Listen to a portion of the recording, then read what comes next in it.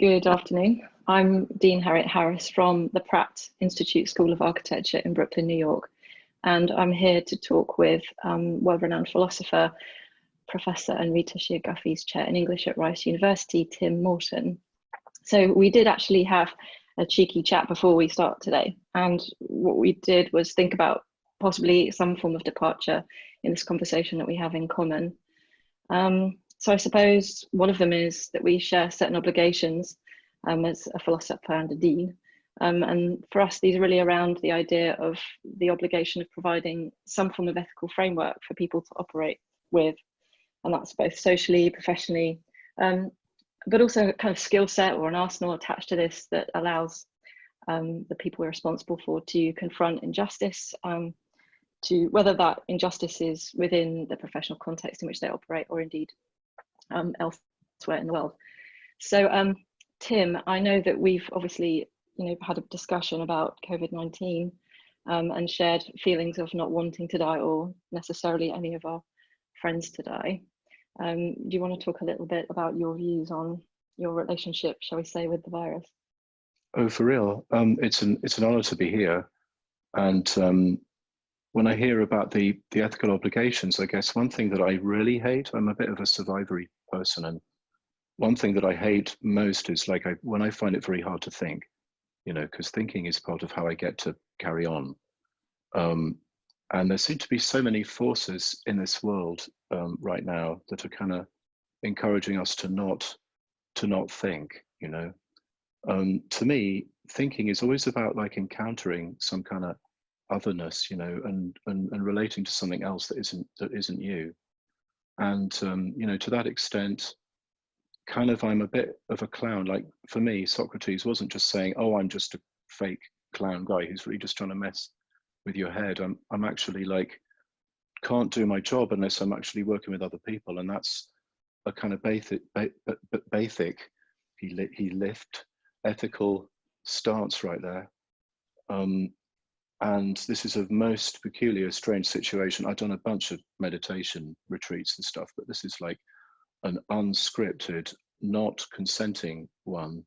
And I'm having the most awful trouble, actually. I don't know about other people, but I'm going through many different emotional fluctuations and stuff. And I just hope that whatever we can offer people today will help them to feel like they can stick around, because we need people, we probably don't need the current economic system anymore. I just saw Bill Gates on the telly, and the look on his face was a little bit like, I realize all of a sudden that my money isn't really that meaningful, and it could be nothing tomorrow, but people are where it's at, And for me, people obviously includes viruses and moles and badgers and, whatever, tornadoes. Yeah, right. Yeah, I mean, we were also talking a bit about what we think the virus is and how much blame it's getting for everything that we're finding ourselves dealing with right now. And I suppose when you think about architecture, it's been similarly afflicted. It's been understood as a kind of proxy for the actions of others. For example, think about Rolling Point, 1968, this tower block that was built as part of Britain's post-World War II housing strategy to make sure the 1.2 million people in London who were left without a home had somewhere to live. So you had obviously the policies that created that and actually generated an imperative to produce taller and taller buildings, even when the technologies couldn't necessarily support it. There were contractors who were working under time pressure and financial pressure who cut corners and substituted poorer quality materials in order to save money and even make money. Then you have the architects who were at that point in history predominantly white middle class men who were never likely to have to live in social housing tower block in the 1960s. You had not really that interested in understanding the decisions they were making would present a risk to life. And then of course all of that, the conflation of that is a collapse that resulted in loss of life. So in a way, buildings symbolically often do that, especially when they operate as a proxy for capitalism, the same sort of forces of inequity that you're describing. When really a virus is only, it's comprised of nucleocapsid viral genomes and with a protein envelope, a bit like a building is, structure, partitions and cladding. they share certain characteristics in a way, but it's the same problem. The virus, much like a building, becomes this proxy for cruelty and for inequality. So when we were talking earlier about all this, we started cross-examining the language surrounding the virus, and how it kind of maps back onto the practices of architecture, and indeed, I would say largely the practices of neoliberalism. So should we talk a little bit about flattening the curve and how we kind of reinterpret that? You started talking about your cat, I believe, that may interrupt us shortly. Yeah, he has a tendency to do that. Yeah, what blows my mind is a little bit like the response to the hurricane that I went through here, Hurricane Harvey, where in the paper it was like, shock, horror, poor oppressed people affected worse by hurricane, as if this hurricane was this alien from the outside, you know, and somehow, like, you know, we use cats like that. You know, there's sort of this idea of the outside cat that's just like almost there for my own ego, human being, anthropocentric ego, to sort of know that there is an outside, but actually it's not really the outside, you know, it's Iraq for cats, right? There are these things called roads and there are these things called cars, and they're like tanks, and they just sort of destroy cats. We never built space with very many non-human beings in mind. And which you know so much better than I do. And like, I feel like the only really ethical thing is to think, well, my cat is on the inside of social space, and therefore social space isn't really just exclusively for human beings. And it's the same with the virus. It's like, this virus is not invading from the outside. It's actually coming in so many ways. From the reason why it's messed up is the way we all relate to each other. You know, like economics is just like, minus the money, like how we get to organize our enjoyment together, you know, and it's obviously organized in a way that, you know, helps people like Bill Gates to enjoy himself quite a bit more than your average person, right? Let alone cats and all that, you know. Poor Oliver's learned the hard way how to talk to humans. You know, he actually figured out how to say hello because he's realized it's the most important thing people say to each other. So when you really want something, he goes, hello, like that.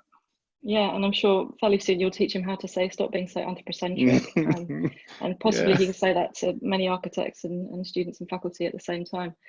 We talked also a bit about notions of herd immunity, again, this co-opting of language, which is about this deferral of responsibility onto this virus that has alleged evil forces and intentions. The idea that, you know, there's a compliance politically in herd immunity and that will save you. And similarly with notion of social distancing. I mean, I find that especially problematic because social distancing, you know, the inherent conceit in social distancing is that everyone can achieve social distancing. It's not contingent on class or economics, when in fact, it's the poorest people on the planet who have no choice about living in close proximity to each other. So it's less about, you know, it's less a social choice than an economically driven necessity to have to interact with others and therefore expose yourself to risk. And it's this same human exceptionalism that drives people like Ivanka Trump to tweet that we should all maintain social distance while she hops on a plane to celebrate Passover. So I think that, you know, all of this kind of the dictionary of the virus for me are just indicative of, again, how we're just redistributing responsibility for the role the virus is playing, when in fact it's our responsibility that we're in this mess to begin with. And of course, you know, you and I were talking a little bit about the protests right now in Michigan, this notion of reopening the economy. And of course, that's something, a burden that the poor will disproportionately bear, because they'll be the ones who are legally obligated to return to work because they have financially no choice. And yet they'll be subjected to environments, coming back to architecture, where the conditions, protection limitations force them to be exposed to huge risk. So we started talking a bit about veganism. Should we talk a little bit about that and about wild animal markets? If I may, I'd love to say a thing about opening though, because it really bothered me when people say, in America they say open, and in Britain they say exit strategy. And it's like, opening to what? Oh yeah, I remember feeding ourselves to this Moloch that's going to like burn us alive, because as soon as we go back in public, we're all going to die. And it's like how corporations and presidents and stuff are only too willing to get people to sacrifice themselves, especially small people, young people, for the sake of, you know, whatever that is, the bottom line or the stock market or whatever. And it's just like, all these apps that we've had running in the background, you know, so-called nature, it's just like all these automated processes such as neoliberal capitalism, Yeah. these Mickey Mouse brooms that just kind of keep going. And it's like, really, we have to open to that again? Like, it really, like, it's very provocative and sort of horribly gendered in a way. And as far as exit strategy goes, it's just like, wow, is this a war? And against what? And why are we losing? Therefore, why do we have to have an exit strategy? It's so strange, and the propaganda right now, it's really intense. Yeah, absolutely. And thinking a bit about this idea of, again, the responsibility for the origins of the virus being from a certain community, and that community being a very poor community that are intentionally and politically undereducated, who obviously have a view that eating a pangolin, rather than having any kind of political agency, will address power inequalities, because, you know, pangolins supposedly have, you know, once imbibed, offer some redress to the poverty in which these people live and the hardship they face. And the conceit that, you know, I suppose the point about veganism, why we started talking about it, is a lot to do with this idea that, you know, we look to that community as, you know, the point of origin of all of this, and there's like a real kind of imperialist and cultural elitism attached to this, that, you know, that it's wrong to eat wild animals, and there's no sense of the hypocrisy that eating, you know, a cow is at all problematic, but eating a pangolin is fine. There's no understanding about how imperialist that sounds, when it's, you know, if you look back to the animal exploitation that's resulted in mad cow disease or bird flu, or, you know, the SARS epidemic, all of that was to do with, you know, farming practices that were used within the West, not just in China, for example, that, you know, all result in pneumonia and respiratory failure, but again are about how we treat animals and that inherent inequality. And, you know, we're obviously both fans of Carol Adams, you know, vegan feminist activist, because she kind of describes this as really the muscle of patriarchal ethics that tends to naturalize and normalize violence, not just against animals, but also against women by implication. So yeah, we started talking about, you know, the women right now who are within the home, and as you're probably aware, we've discussed statistically, are currently dying at a rate 4 times higher than they would normally, because obviously for many, the threat of domestic violence means an end to their lives. So it's interesting that the virus again becomes a proxy for other forms of this violence that Adams is talking about, and the risk that people are exposed to. I mean, it's like in, if I remember Carol's argument about the meat and 2 veg on your plate, like the meat is the real one and the vegetables are just the sort of decoration on the side. And the argument seems to be that these people are eating the wrong kind of meat. They should be getting with the program and eating the right kind of meat, as opposed to they shouldn't be eating. Like, this is a chance to notice that you don't actually need to be doing that at all, right. You know. Yeah, like passing the blame onto someone else, you know, like the crudest example being the conspiracy theory, right? Like some lab created it, and there was of course there was a Chinese girl in a lab, then passed it on to everybody else. It's racism, misogyny, and speciesism, yay, right. At the same time, you know. Yeah, and I know, the victims are blamed for the perpetration. Yeah, exactly. For real. And so, yeah, if anything, the alien weirdness of the virus is just the alien weirdness of the world we live in, reflected back to us through this relentless take no prisoners kind of. I sometimes think if interviewed, the virus would say things like, "We don't negotiate with terrorists," you know, about all the macho guys like on the steps of the Capitol in Michigan or wherever, like with the guns, like going, "We beg to be sent back to work," you know. Yeah. If only they could hear themselves, but if only the virus would say something like, "We don't negotiate with terrorists," you know. Yeah, I know, it's interesting. We now imagine the virus speaking about many things. I'd be very interested to know what it has to say. You know, we were also talking about the comparison, you know, expanding upon this idea of, you know, the virus being this, I don't know, this tannoy, really, this mouthpiece for neoliberalism, and linking it back to, you know, US law. So 14th Amendment, which, you know, under constitutional law allows a corporation to be treated like an individual. So in other words, you could sue a corporation for manslaughter or person slaughter. And obviously the liabilities end with this notional business construct, not the individuals that have made the decisions that have poisoned people's drinking water or given them cancer through pesticide or whatever it is, so that limits the statute of liability. And similarly, the virus in a way is operating in much like the way a corporation might. It's absorbing, I would say, the kind of biowarfare that's taking place right now, in the way that we are being, in many contexts, being encouraged to be, as you're suggesting, eaten by the monster outside the door, or subjecting ourselves to exposure because we have no economic alternative. And that's kind of, again, interesting to understand that the virus isn't really the problem and potentially more of an ally. So this idea about, the virus's rights under these conditions, you mentioned talking about its rights in terms of property and destruction. Would you like to expand upon that? Yes, of course. The going sort of labor theory of value in your kind of capitalist theology, aka economics 101, it's based on Locke, right? And it's sort of like the idea that you own something if you work on it, right? And the limit of working on something is destroying it, right? So like you have a right to stuff because you have the right, if you work on it, and then, like the ultimate would be you just destroy it. So it's like a sadistic concept of property, basically. And so the paradox is, like, if everything were to have rights like that, then nothing could be property, therefore nothing could have rights. And so this language of rights is very important, obviously, but has a kind of limit to it.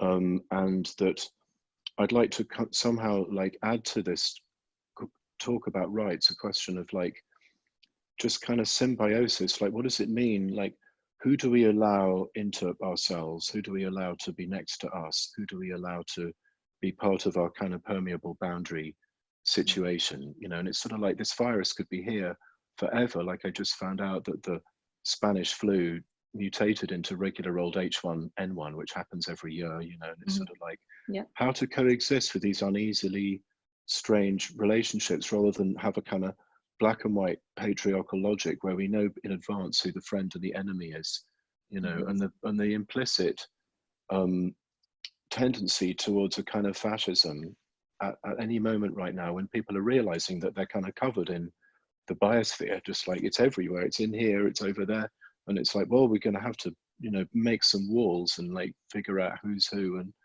who's what and all that. But like there's a fundamental uncertainty to any kind of relationship, which is the basis of the empathy somehow, right? Like I feel like people like me should encourage people not to try to delete any of their feelings of like paranoia or suspicion or doubt when it comes to like the question of coexisting with people, because if you kind of delete that, then you're in a religion situation where you've got to park all these wrong things at the door, and like then you're in a kind of guilt and situation rather than a responsibility one. And I love the way you're using this word. It's sort of like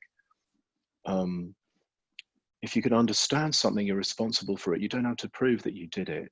Right. Like we know who's guilty for global warming. They actually work opposite me at Rice, the Chevron and all that. You could just go in there and citizens arrest them right now. But it's sort of like everyone's responsible, but in a kind of modal way, right? So people who Pacific Island people, hardly any responsibility. Americans, 99 point something %, right? And it's like you can kind of adjust it, right? And it's sort of like you can probably have all kinds of different, in a more just situation, relationships with this virus, which might not be going anywhere anytime soon. So it's on us to kind of reforge how we all like coexist with each other in order to cope with this. I feel like we were talking about how it's like you're damned if you do and you're damned if you don't. Like if you stay in, you're sort of dying on the inside, and then you go out to work, it's like you're dying on the outside. It's all the two different kinds of dying. One being just like mechanical churning of the death drive, just like keep those Mickey Mouse brooms of neoliberalism going, and the other one just like ceasing to exist because you got turned into a virus factory. Right. And like, well, that's not a great choice, right? That's probably quite a lot of brief writing inspirations for my students and faculty right now. The architecture of cohabiting with viruses and so on. Maybe that's in a way and you mandate to schools of architecture.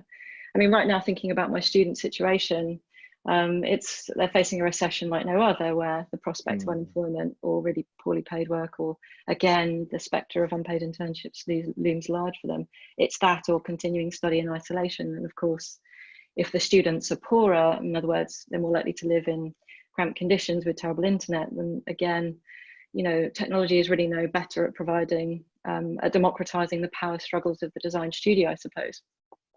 But I guess, you know, there's an interesting idea here around, you know, thinking about what the future of education is, which is a question that commonly gets asked, and on, you know, on Earth Day, thinking more generally about the obvious answer being to save the planet and then, you know, discuss. But I think that, you know, unless we start looking at understanding what actually needs to happen for us to consider that education even has a future, comes down to understanding more of just, you know, the responsibilities of architecture to step outside of thinking that the building is the product, when in fact the design of a more robust democratic system is the product we should be most concerned with. And now that we have 1 minute left, what would you like to say in conclusion? Oh, anything to do with helping people to realize that they've got the controls.